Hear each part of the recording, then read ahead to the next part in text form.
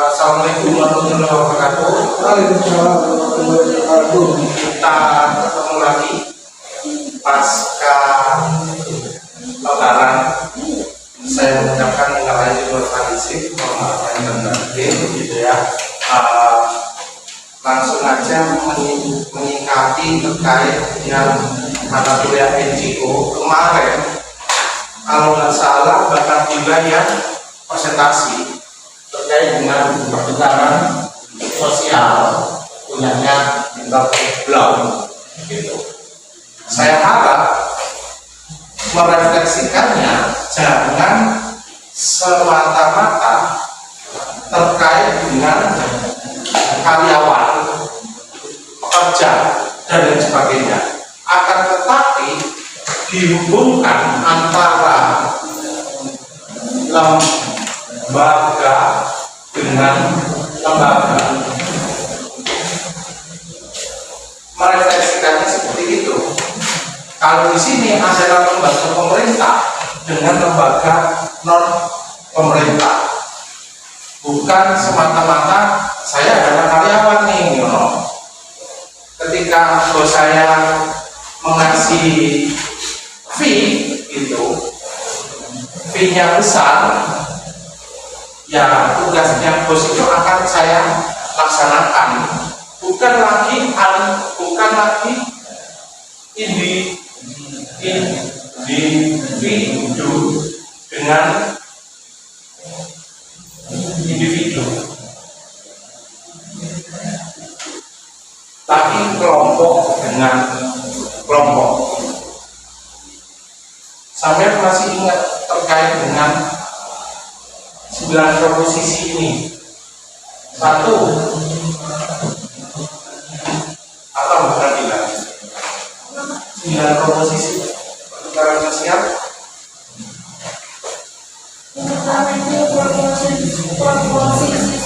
Nah, sukses. Sukses. Gimana itu sukses? Jika suatu tindakan memberi hasil yang memuaskan, maka tindakan itu akan berhasil. Tindakan itu sukses atau memuaskan,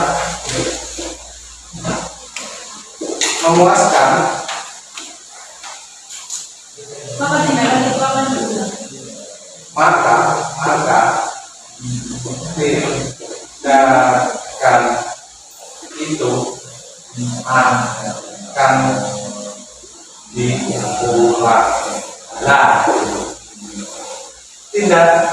proposisi sukses di mana teori Holmes dan Interblog terkait dengan pertukaran sosial itu proposisi yang pertama, tindakan itu sukses atau memuaskan dan memuaskan, maka tindakan itu akan diulang. Nah, tindakan itu tindakan yang seperti apa kira-kira? Saya hubungkan langsung dengan pertemuan kita yang ke-5 ini terkait dengan memahami dan menjelaskan NGO dalam rangka praktek pemerintahan. Ada satu pautnya, ada karena seorang pendidik, seorang dosen membuat pertemuan itu antara pertemuan satu dengan pertemuan selanjutnya itu berkesinambungan. Oke, semisal nih pemerintah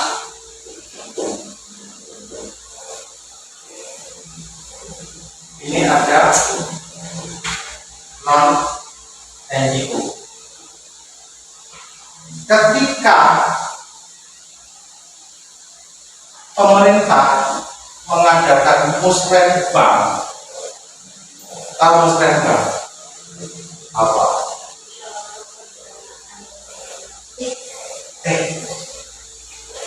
Iya, kamu ragu. Iya, paling.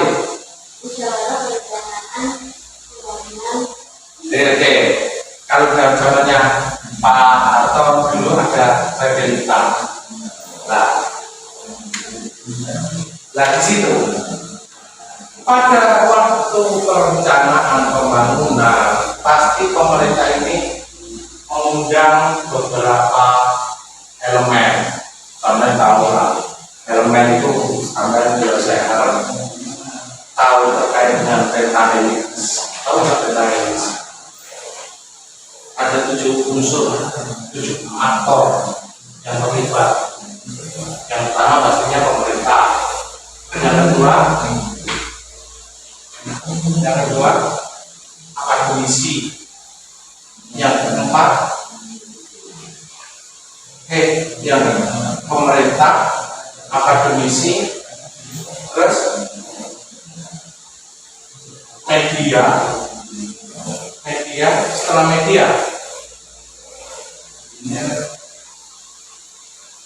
media apa itu Pak? Peta helix itu unsurnya media, swasta, terus apa lagi?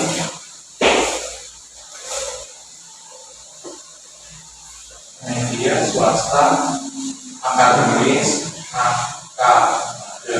terus masyarakat, terus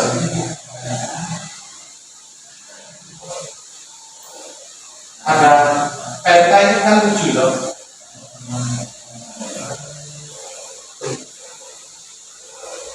Satu, dua, tiga, empat, lima. Terus Swasta ini apa sama ini Pak? Sama perusahaan. iya perusahaan. Cuma 5. 5. Oke, 5 unsur. Oh berarti peta ini bukan unsur 5. Sorry, mohon maaf. Ya di sini pasti pemerintah melaksanakan musrembang mengundang elemen-elemen ini. Salah satunya di dalamnya termasuk NGO. NGO ini adalah sebagai penyeimbang. Semua memberi masukan agar rencana pembangunan yang dilakukan oleh pemerintah itu dapat diterima, walaupun nanti di dalam pemerintah sendiri ada sebuah seleksi prioritas, mana yang urgent, mana yang bisa dikesampingkan dulu. Nah, ketika tindakan itu sukses atau memuaskan, maka tindakan itu akan diulang. Ketika NGO ini memberikan masukan yang bagus dengan perencanaan argumen yang bagus, maka pemerintah ini akan terus mempercayai NGO tersebut. Artinya kepercayaan itu yang disebut adalah, yang dimaksud adalah trust.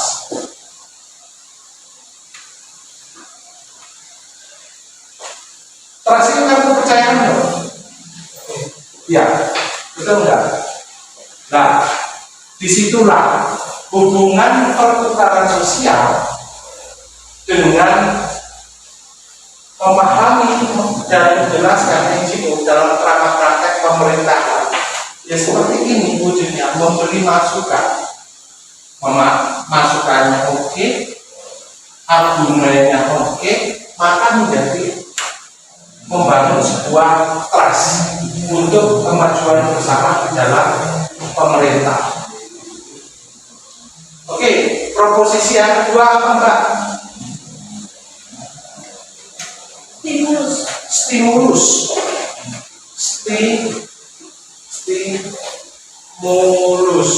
Apa definisi dari stimulus? Jika seseorang merespon dengan suatu stimulus tertentu, maka stimulus yang serupa akan mendorong respon yang sama. Jika seseorang merespon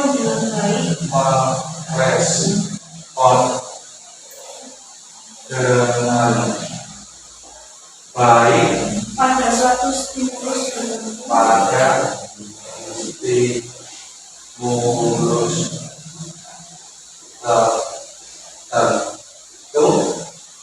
stimulus yang serupa stimulus yang serupa akan mendorong respon yang sama. akan mendorong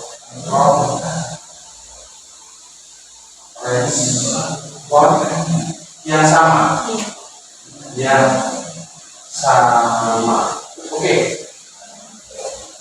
Jika seseorang merespon dengan baik pada stimulus tertentu, maka stimulus yang serupa akan mendorong merespon yang sama. Oke, aku tadi berdiskusi sama Mas Januar, Pak, di Mojokerto ini sudah urgent terkait dengan sampah. Pemerintah curhat terkait dengan sampah. Gimana ini rencananya sampah? Oke, mau kerjasama dengan mana? Kerjasama dengan siapa? Oke, DLH. Akan tetapi statementnya DLH, oke, sudah dikembalikan ke desa masing-masing untuk dikelola. Nah, terus apakah ada peran yang lain? Dan kata sampah ini adalah stimulus yang diutarakan dari pemerintah agar nantinya mendapatkan sebuah gerakan bagaimana mengelola sampah yang baik. Itu kata seseorang ini bisa dimasukkan dalam pemerintahan ini, atau pemerintahan ini salah satu wujud lembaga.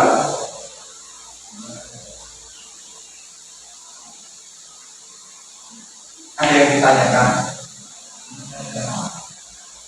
Masalahnya kalau nge-zoom, aku nggak bisa berekspresi sambil ngorek-ngorek kayak gini. Saya harap saya dengan mengorek-ngorek seperti ini sampai bisa memahami. Ada yang kurang jelas sebelum kita melangkah ke proposisi yang selanjutnya.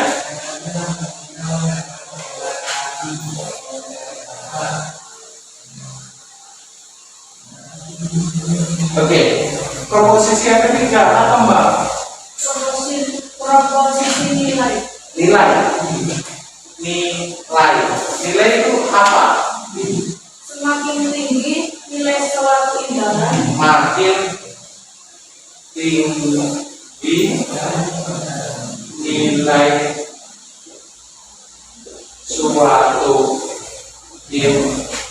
imbalan, semakin besar kemungkinan semakin besar kemungkinan individu melakukan tindakan untuk mendapatkannya. individu melakukan tindakan Untuk mendapatkannya. untuk mendapatkannya. Oke. Apa yang tersirat? Apa yang tersurat itu tertulis. Kalau yang tersirat itu terkait dengan pemaknaan. Proposisi yang ketiga itu proposisi nilai. Semakin tinggi nilai suatu imbalan, semakin besar kemungkinan individu melakukan tindakan untuk mendapatkannya. Oke.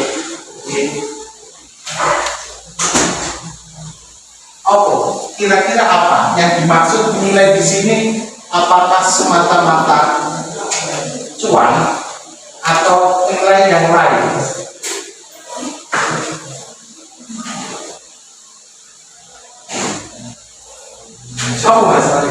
Bisa juga yang lain. Bisa juga yang lain. Gimana? Manfaatnya mungkin, oke. Aku kan takutnya ketika by Zoom sampai dimaknai nilai ini saklek adalah cuan dan pertukaran sosial ini individu dengan individu di dalam ranah perusahaan. Tetapi tidak semata-mata hal yang seperti itu, tapi kita refleksikan ke antar lembaga. Kira-kira ketika mengulas sampah gitu tiap hari, ada nilai apa di situ? Oke, berbicara terkait dengan sampah. Ketika NGO ini mengusulkan di sini, NGO-nya benar-benar makan. Oh iya ya, dengan sampah kita bisa memperatkan nilai solidaritas seluruh masyarakat Kabupaten Mojokerto agar bergerak peduli lingkungan. Ini wis termasuk sebuah nilai. Jangan semata-mata nilai itu. Wis Mbak Clarissa sampai aku tak suruh membuat video YouTube ya. Ini fee-nya 100.000. Nah, ini 100.000 ini adalah nilai. Bisa juga dialihkan sebagai stimulus sehingga nanti Mbak Clarissa berharap bahwasanya waduh, aku berharap enak untuk Mbak Jenny kalau ngedit YouTube oleh duit 100.000 pengen oleh 100.000 pengen itu menetapkan 7 kali pertemuan 700.000. Nah bukan semata-mata itu, tapi sampai harus bisa merefleksikan dalam hubungan mata kuliah ini. Semakin tinggi nilai suatu imbalan, semakin besar kemungkinan individu melakukan tindakan. Ya, individu itu individu yang di dalam lembaga. Saya mengumpamakan tadi bahwasanya ketika NGO ini memiliki pemikiran terkait dengan sampah sebagai penghubung solidaritas masyarakat Kota Mojokerto untuk peduli lingkungan. Istilahnya itu ya jika dikatakan nilai apa? Nilai solidaritas, bagaimana peduli lingkungan. Maaf ngantuk ya, sakit kepalanya sudah sakit ini gitu. Ngomong-ngomong Pak Jenny ini. Oke.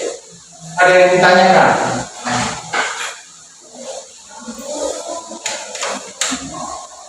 Lihat? Oke, yang keempat, proposisi yang keempat. Deprivasi. Deprivasi.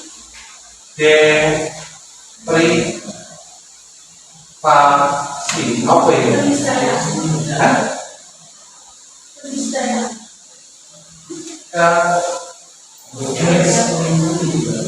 Cahayaan. Terus? Jika seseorang semakin sering seseorang menerima semakin sering orang menerima imbalan, maka nilai imbalan itu akan menurun bagi orang tersebut. maka nilai Imbalan itu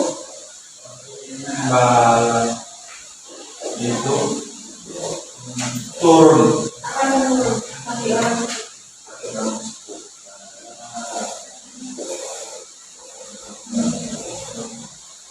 Sudah. Sama memaknai seperti apa ini?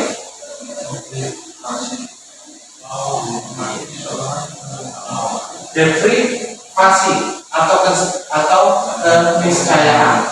Oke, sama dimaknai seperti apa ini? Semakin seorang menerima imbalan, maka nilai imbalan itu turun bagi orang tersebut.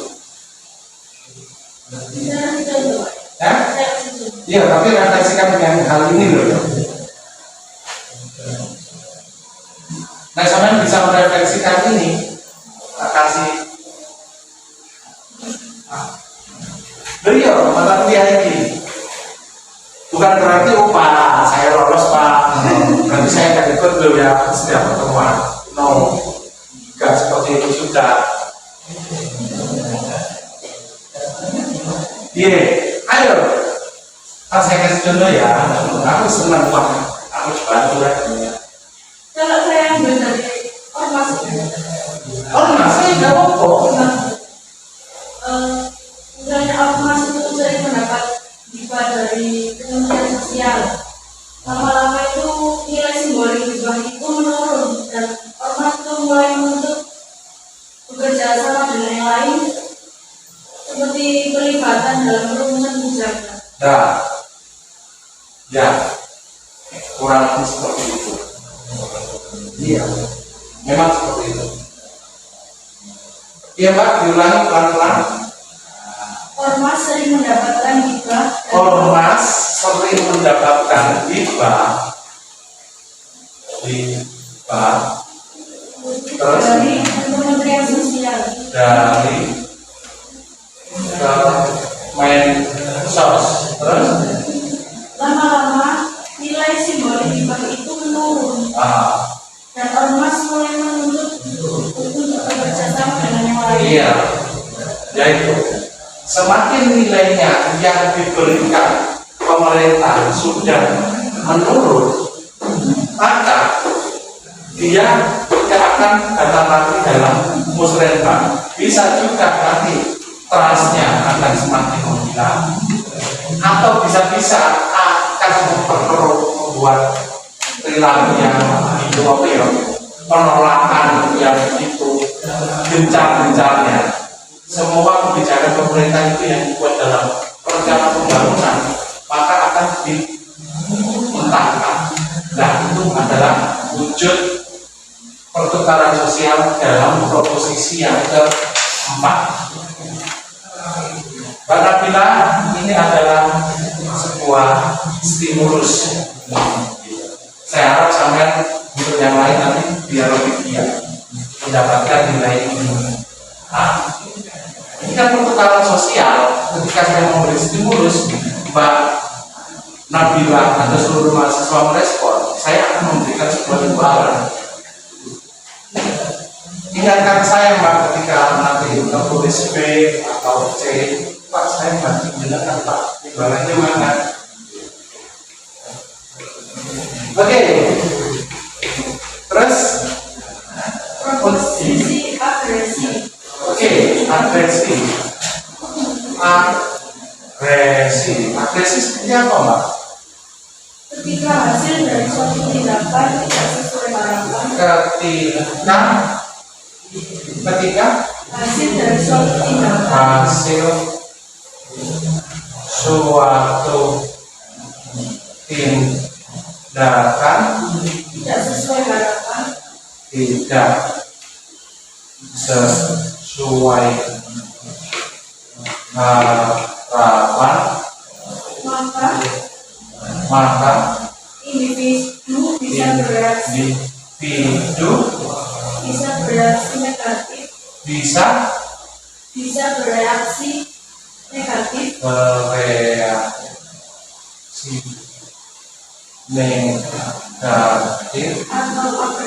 atau agresi.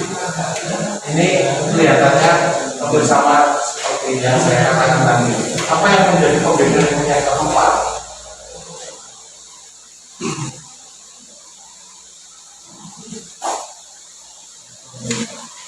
Agresi itu ketika hasil suatu tindakan tidak sesuai harapan.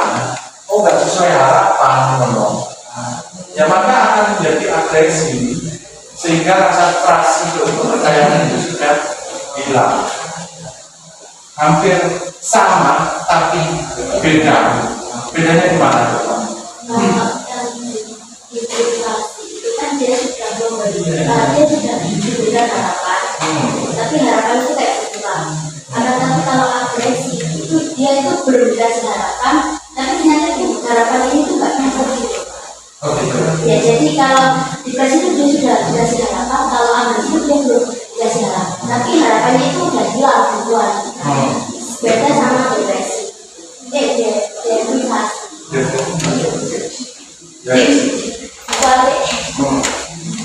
Ingatkan saya, Mbak Alfi.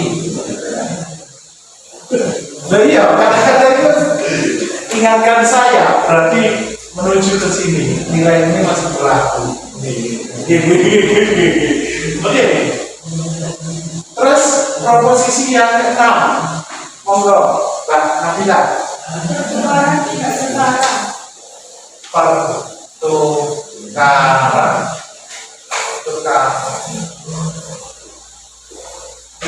tidak setara. Seperti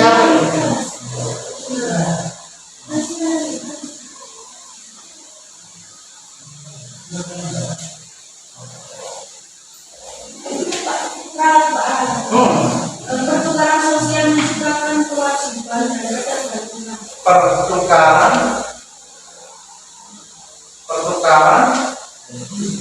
sosial menciptakan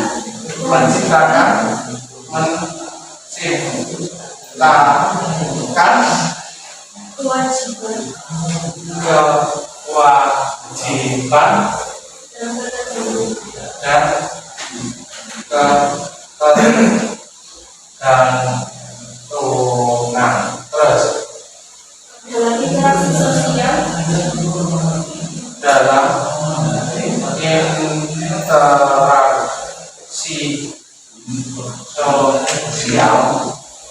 jika seseorang memberi suatu bantuan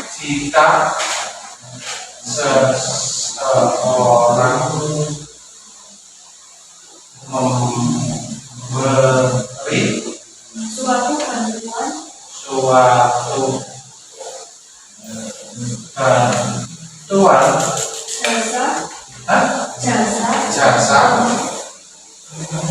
jasa hadiah pihak penerima merasa berhutang budi. pihak penerima merasa berhutang ya Dan terikat untuk membalas dan terikat untuk membalas. Sudah. dan itu menciptakan ketergantungan Adanya sosial.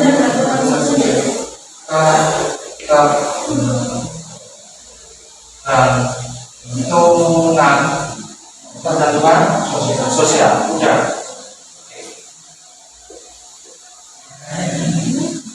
Nah, proposisi yang ke-6 yaitu pertukaran sosial menciptakan kewajiban dan ketergantungan dalam interaksi sosial. Jika seseorang memberi sesuatu, bantuan, jasa, hadiah, atau hibah, pihak penerima merasa hutang budi dan terikat untuk membalas. Itu yang dikatakan ketergantungan sosial. Bisa nggak merefleksikan dalam ranah ini? Bisa. Contohnya seperti apa Mas Hendra? Masih ada berlaku loh di bulan Syawal ini. Aku bagi-bagi nilai, Nanti ketika akhir mata kuliah ini, kok semuanya dapat nilai A, itu maksudnya seperti apa aja loh? Saya ajak refleksi ya, gitu. Refleksi ke pertukaran sosial dan mata kuliah ini tugasnya adalah memahami dan menjelaskan NGO dalam rangka praktek pemerintahan. Clear? Nanti A sampai Nabila Alfi. Mas Januar, monggo. Nah, kalau menurut saya pertukaran sosial ini menciptakan ketergantungan. Ini seperti contohnya bisa juga dari NGO, misalkan memberi saran atau ide gagasan kepada pemerintah, dan itu merasa berhasil diterapkannya, berhasil di masyarakat juga. mungkin nanti yang menerima dalam hal ini pemerintah ini merasa terbukti kepada NGO dan akan mengajak kembali untuk kolaborasi ke depan. Bisa juga dalam perusahaan swasta dengan pemerintah. Jadi swasta ini memberikan entah bantuan ataupun lowongan pekerjaan dan lain-lain kepada pemerintah untuk diberikan kepada masyarakat. Mana nanti akan ada pengajuan balik terkait dengan bukan bukti juga pemerintah terkait warganya, misalkan terserah tenaga kerjanya kepada perusahaan dan juga perusahaan bisa menggunakan pekerja dan diterima di daerah tersebut.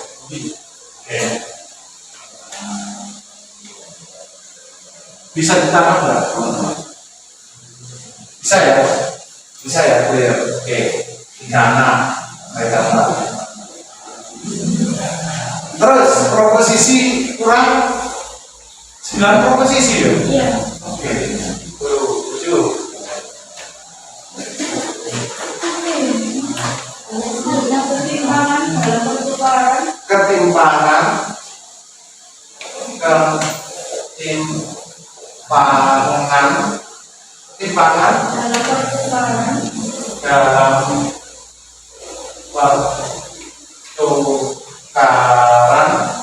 menciptakan kekuasaan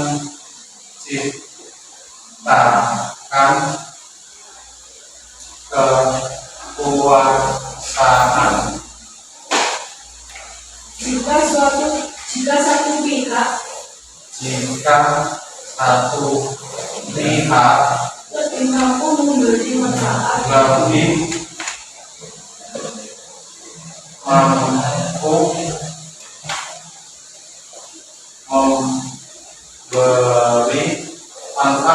dari pihak lain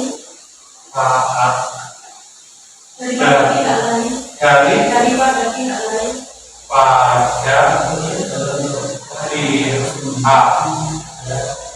lain, maka pihak tersebut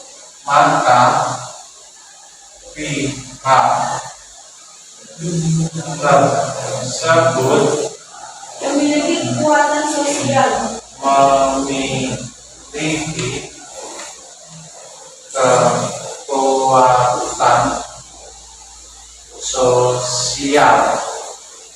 karena pihak lain menjadi tergantung karena pihak lain menjadi tergantung.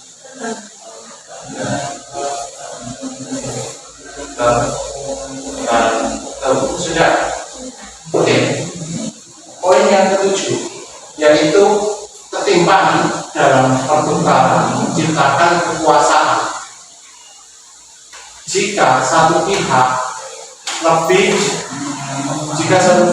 lebih mampu memberi manfaat dari pihak lain, maka pihak tersebut memiliki kekuatan sosial karena pihak lain menjadi tergantung. Kira-kira ini sampai memaknai dalam praktek NGO dalam rangka pemerintahan. Pemerintah NGO direfleksikan dengan proposisi yang ke-7. Baru 3 anak nih. Sampai pengen dapat nilai A.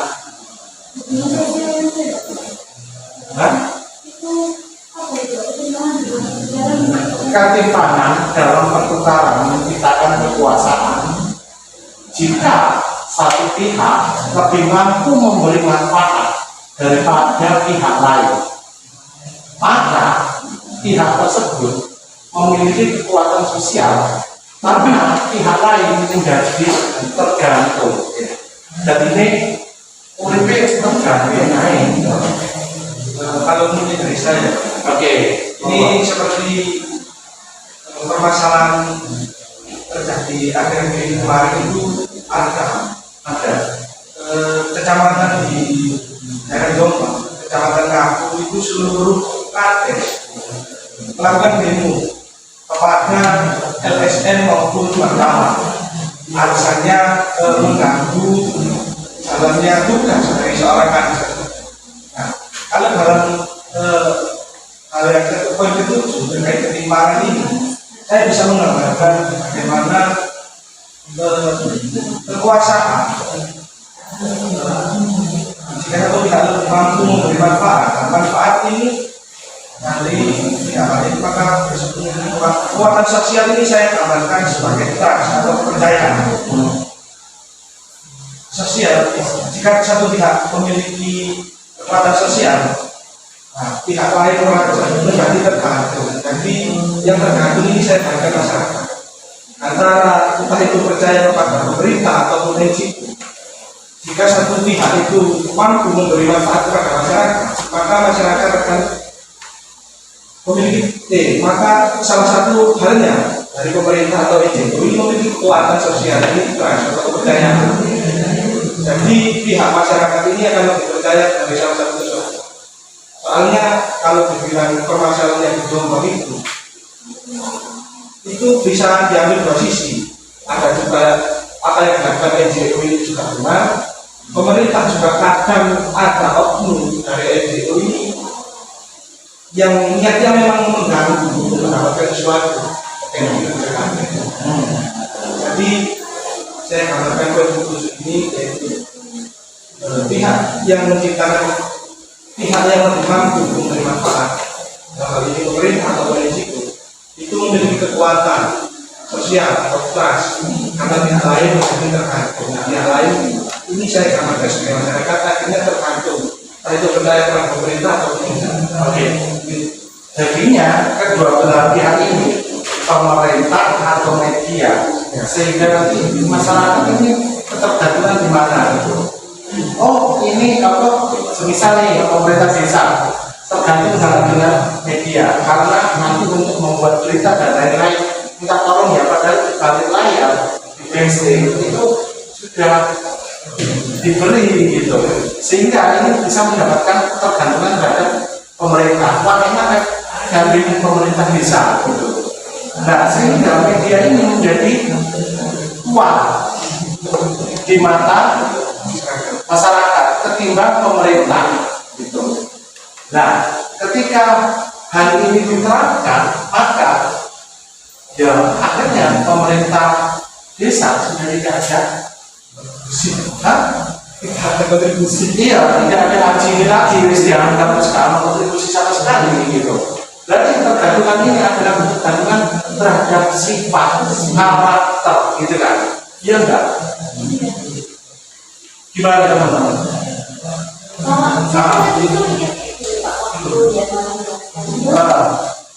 apakah dari ketimpangan dalam perkiraan dan kita kekuasaan itu apakah bisa direfleksikan sebagai pembarangan penyaluran BLT gitu kan? Pada dasarnya kan saya mikirnya kayak gini, kan BLT kan diberikan kepada masyarakat dari pemerintah, akan tetapi kembali BLT yang diberikan kepada masyarakat ada peraturan-peraturan dari pemerintah yang dimana tidak bisa peraturan pemerintah itu sekarang kan kita sudah lihat ya ada beberapa yang aneh-aneh gitu.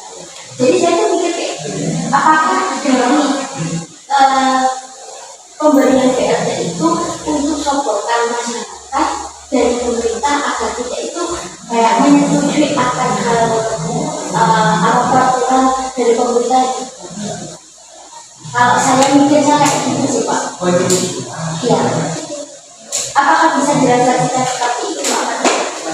Kalau kami baru ya, bisa juga. Tapi kan Pak Jenny bilang dari awal ini merefleksikan antara dua. Kalau tadi yang Pak disampaikan kan pemerintah ke pemerintah, karena rakyat Pak. Jadi belum memenuhi. Enggak. Statement dia benar Mas Jarwan. Statementnya Mbak Alfi benar. Tapi konteksnya di luar ini konteks ini. Di luar konteks ini memahami menjelaskan NGO dalam kerangka wakil pemerintah. Tapi ya benar refleksi ini, Kang Ratno benar. Terus proposisi yang ke Delapan. ada pertanyaan nggak untuk proposisi yang ketujuh?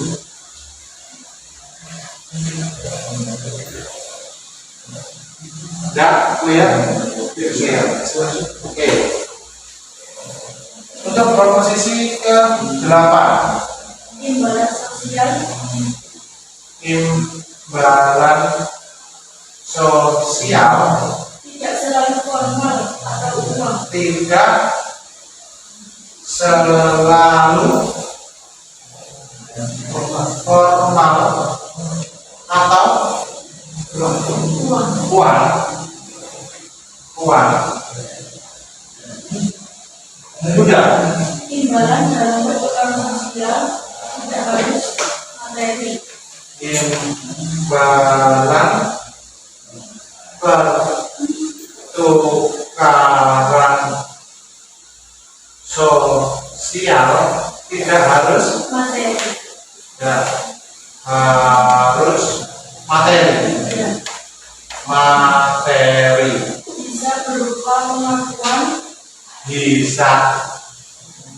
bisa berupa pengakuan, berupa pengakuan norma, status, norma status ujian, ujian. Oke. Ujian atau rasa hormat. atau rasa hormat atau rasa hormat. Oke. Ada yang bisa merefleksikan untuk proposisi yang ke-8? Ini menurut saya clear. Karena ini mengartikan apa yang ada di poin ketiga. Hah? Ini mengartikan poin yang ketiga. Soalnya semakin tinggi nilai, nilai yang dimaksud ini ya ini poin ke-8. Imbalan sosial tak selalu formal ataupun materi. Uang. Oke. Siapa sih saat ini saya nggak kenal sama British? Siapa sih saat ini saya nggak kenal sama outside? Bukan terkenal kafe, karena ini adalah sifatnya kunci. Karena dia selalu memberi sumbangsi terhadap pemerintah ide-ide gagasan. Gitu. Ada pertanyaan dari poin ke-8? Pak Mata gampang. Oke. Terus yang terakhir, proposisi yang ke-9. Norma timbal balik, Norma timbal balik mengatur pertukaran sosial, mengatur pertukaran sosial. masyarakat menciptakan norma tidak tertulis, Masyarakat menciptakan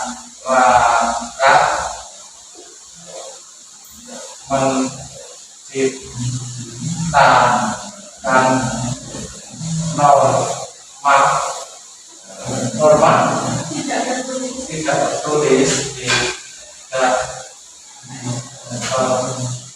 tulis bahwa bahwa jika seseorang menerima sesuatu jika seseorang menerima sesuatu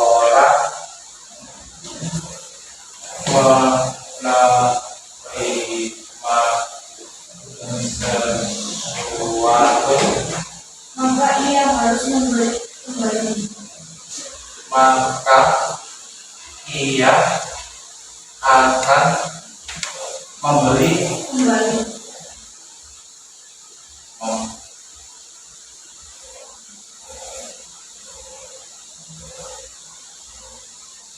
Oke, sudah. Belum. Jika tidak, Jika tidak,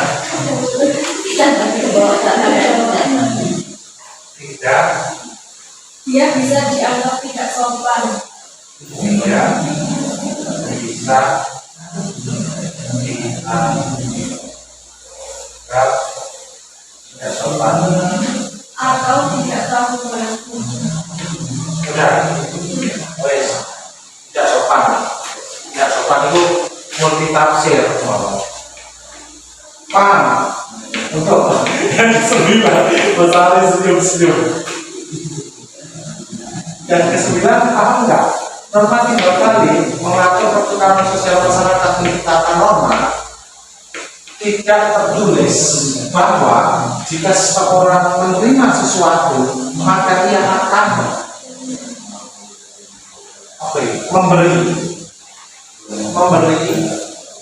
memberi kembali.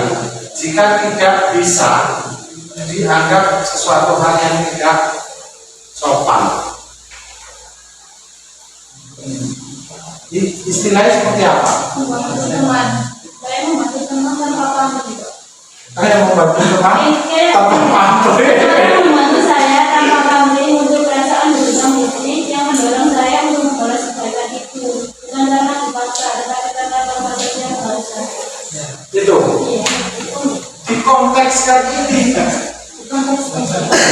Konteksnya berbicara terkait dengan konteks ini, memahami dan menjelaskan risiko dalam melakukan pemerintahan. Mas Ari, Mungkin itu Pak, contohnya seperti ada seseorang mengadakan pesta penghajatan seperti pernikahan atau hitanan. Nah itu kerabat atau tetangga itu membawakan sumbangan. Biasanya itu disebut nyumbang atau ahli gitu loh Pak, yang bawa bahan pokok, terus mungkin berupa uang gitu. Terus nanti pas sebaliknya kalau yang menyumbang ini kalau mengadakan hajatan itu ya disumbangkan dia harus menyumbang lagi gitu. benar, itu tradisi Tradisi. ya. Ini juga Konteks ini NGO. Ya benar, sama dengan Mbak Clarissa. Giliran ngomong betul. Asli Mbak Clarissa aslinya rada frontal. Wah, tapi Oke, mungkin kalau menurut saya norma 3 kali ini kita kan sudah tahu bahwa norma di masyarakat itu ketika seorang memberi maka seseorang wajiblah atau seenggaknya membalikan karena itu sudah norma. Nah, dalam mana pemerintah dan NGO harus ada hubungan timbal balik yang berlaku. Misalkan seperti yang saya katakan tadi, kalau NGO memberi sesuatu ide atau gagasan kepada pemerintah dan menerangkan kepada masyarakat itu berhasil, untuk kedepannya pasti pemerintah akan menggandeng kembali NGO tersebut. Nah, kalau hal itu kan akan menciptakan trust. Kalaupun pemerintah nantinya melupakan atau melupakan normatif hal ini, maka akan terjadi suatu deprivasi. Jadi ketika NGO memberi masukan-masukan, tapi kok cuma dipandang simbolik atau hal yang wajar, maka akan terjadi deprivasi. Ketika deprivasi itu berlanjut, maka akan terjadi agresi. Jadi mungkin NGO akan berbuat sesuatu bertindak karena hal yang mereka lakukan tidak ada di mana. Berarti si nomor 9 itu dikatakan hampir sama kayak seperti warna. Ya kan, iya, hampir berkaitan, berkesinambungan, memper. Ya. Oke, ada yang ditanyakan dari sini pertemuan kita. Saya berusaha untuk menggabungkan yang kemarin karena Zoom-nya terbatas, terus anak-anak juga mau berbuka. Akhirnya saya merasa sulit. iya sorry. Demo, coba demo. Kemarin teman-teman melakukan aksi. Apa hasil kamu? Olah dari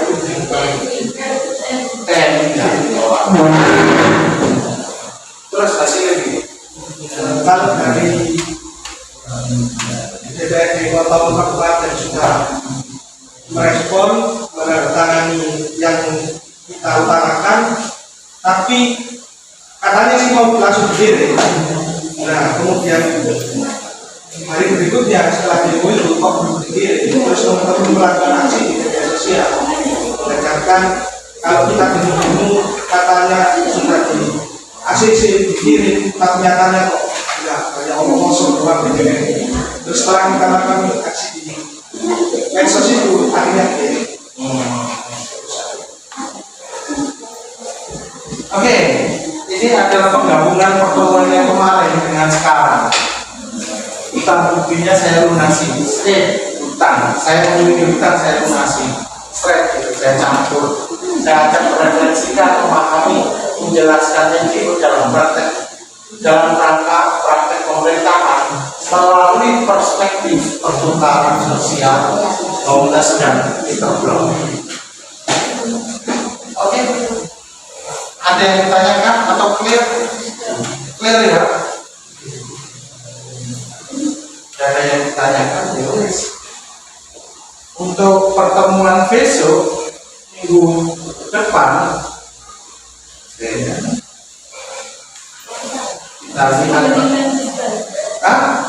Siapa membimbing kita? Bapak kan memahami dan menjelaskan peran masyarakat sipil dalam organisasi non pemerintah.